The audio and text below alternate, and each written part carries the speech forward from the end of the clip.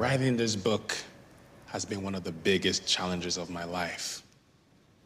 And you might say, Gary, you're a life coach. You should be motivated. Everything's so easy. But no, life's not just going to be easy.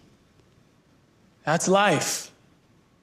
Life has its ups. The Life Coach is the story of Gary Johnson, a motivational speaker who struggles with deep-rooted personal trauma and mental health issues. This movie will be available in select theaters starting March 28th. Joining us now to talk about this film is multi-award-winning writer, director, and producer Patricia Bibia, as well as one of the actors from the film, Sylvain Plasse. Thank you so much for joining us. Oh, thanks for having us. Yes, so I did have a chance to watch this film. It's fantastic. First of all, Patricia, we'll start with you because you wrote, you directed, you produced this. Yes. Why did you want to tell this story? You know, we live in a world where, you know, people present a different image of themselves on social media and they have a different public persona, but sometimes they have, you know, deep-rooted issues that they're dealing with. So I wanted to tell a story that, you know, would give people the permission to be authentic and to accept themselves and to also discuss the issue of mental health, which is plaguing us as a society. Statistics show that, you know, out of the many people suffering from mental health issues, 60% of the people never seek for help. So I wanted us to have this very, you know, difficult conversations and to normalize it. And so we know that we as a society, we can help each other heal.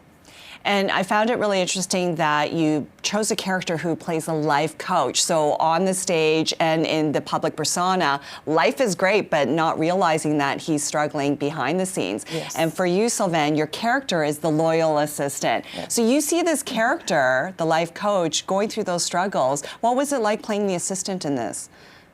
It was very close to real life. And a lot of people are going through things in their life, their upbringing, traumatic events, and we tend to put a mask to cover so we don't want the rest of people to see, and this is where Leon comes in, and being the loyal assistant to Gary Johnson, my goal is to protect him and shield him from, because I do know some part of his past, and I want to shield him so it doesn't project. So, and you'll have to come and see the film just to see how Leon ended up working for Gary Johnson. And it just shows the human connection, that if you just open up, you realize that so many people can relate to what you're going through. And so the reflection of the film was just, the story just hits home, especially the world we're living in these days.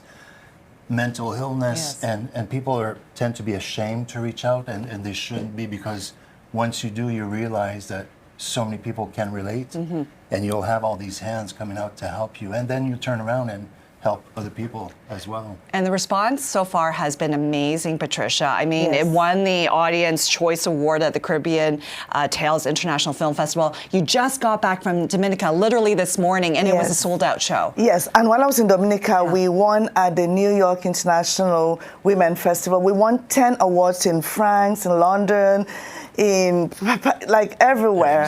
In India we just won last week, and the response has been amazing. And we had a sold-out show in Dominica. I just came back at 2 a.m. actually. I just got home at 2 a.m. this morning.